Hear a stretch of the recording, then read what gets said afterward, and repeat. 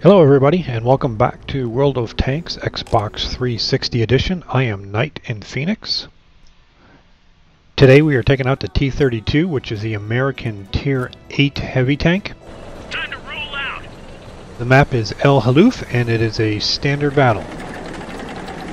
I do have my brother Gregos with me. He is also in a T32 and it appears we are the top tier in the game.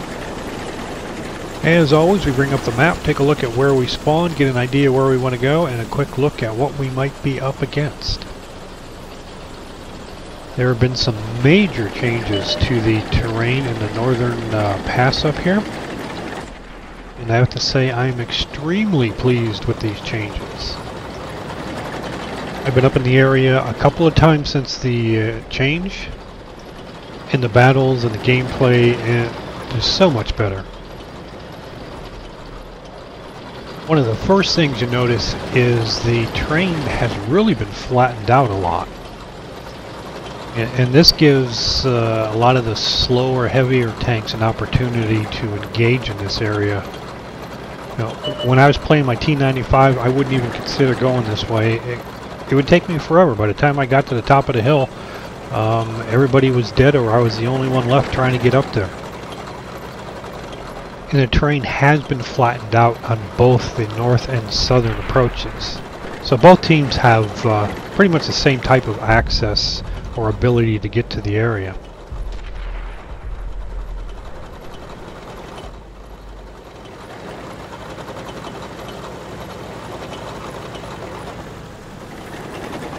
So this is pretty much it. It's much wider, much flatter. Where you saw Gregos a moment ago, there's an opening in the hill there.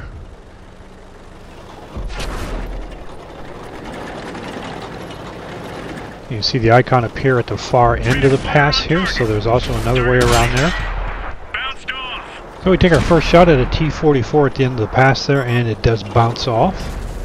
We have a T26E4, otherwise known as a Super Pershing. We go for a tracking shot, but it bounces. And the game currently isn't saying I'm detected, so I'm thinking he's not even aware of my presence here until I take the shot. Now he does take a look at me. You see Greg Ghost has backed away from his position. Looks like he's lost about 40% of his health so far. I take another shot at the Super Pershing and I bounce once again.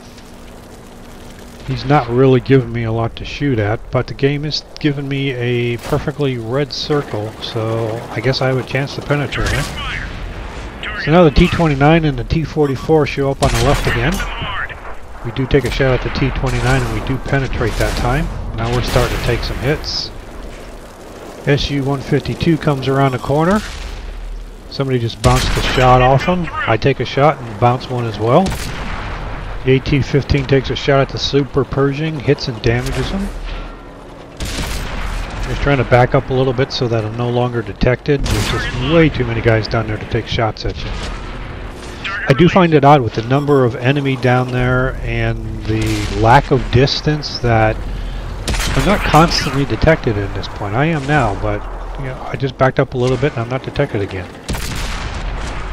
So our team manages to damage a couple of enemy down at the end there. I see at some point during this, Grey Ghost managed to get himself killed. Let's find another target. We're lining up on the T44, waiting for a circle to shrink. We get a shot, do another 300 damage on him. Since I'm really pretty much in the open, I'm taking a shot and trying to back up a little bit.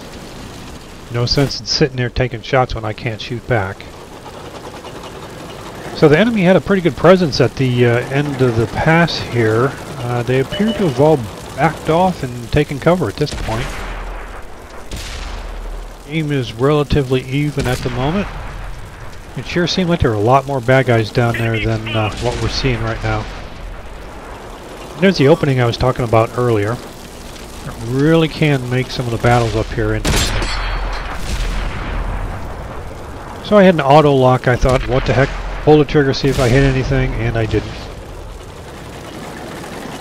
So by my count, there's 5 enemy on the other side of that hill, and it looks like 2 of the tank destroyers are going to start coming around the end of that hill again.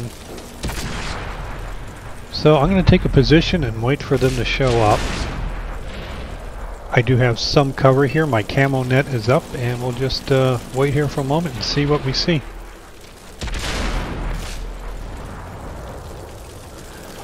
So at this point I'm trying to figure out, alright, where did they go? Why haven't they come through here yet? They certainly have the numbers to just push right through here, so we're going to go down and see if we can't figure out what they're doing. If they're not going to flank us, I'm going to go around the end of this hill and flank them. So as we come around the corner here, I assure you my first thought was not, oh goody, something to shoot at. So I took 2 shots into the side, lost about 400 health, and it appears I woke them up because here they come. So I damaged the T29, I take another hit, I go down to 100 and so health, I take another hit, I'm down to 55.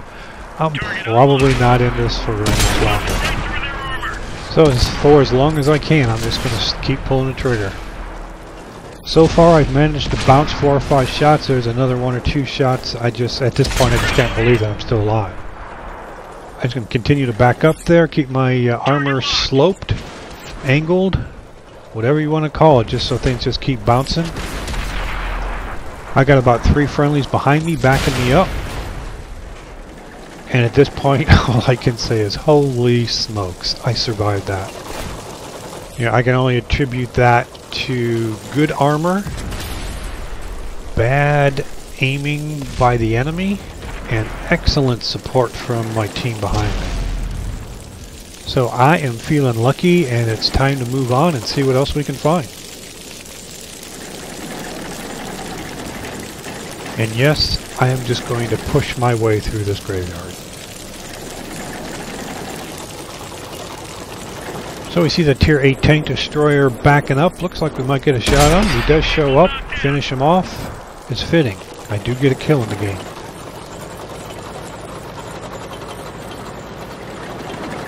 So to the left and on the other side of the hill we see that T34 is still alive. Appears to be directly to my left on the other side of the hill. Let's see if we can't get around and take a shot at him.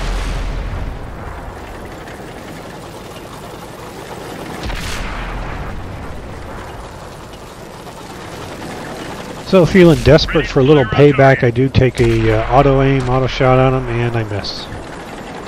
Didn't really have time to do a sniper view on him. And our team does finally finish him off. 1 tank destroyer left. Actually, make that no enemy left. We've won. So this was a fun and rather intense game for sure. Now, we only made 86 profit.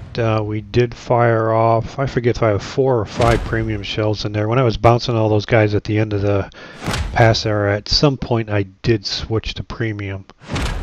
We did manage to get the Spartan, Confederate, and Steel wall medals, and just over 3,200 XP on a premium account.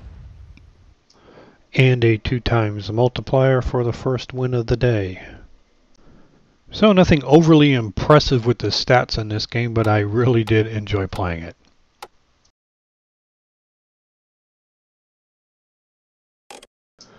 So the ammunition cost us $35,000 and $12,000 in repairs, but I did come out of that one alive.